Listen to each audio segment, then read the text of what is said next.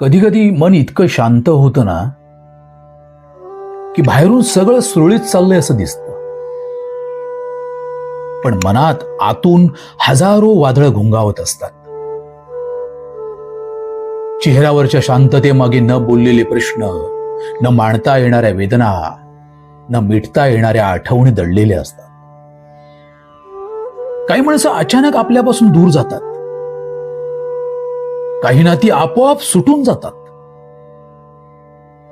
मग आपण फक्त स्वीकार हा एकच मार्ग निवडतो.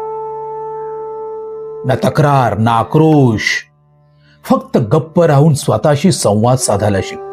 हळूहळू लक्षात येतं की प्रत्येक जण आपल्या वेळेनुसार बदलत असतो. कुणाचं प्राधान्य बदलतं, कुणाच्या भावना बदलतात, कुणी स्वतःच्या सुखासाठी आपल्याला विसरतो आणि आपणही आपल्या शांततेसाठी अपेक्षा सोडायला शिकतो.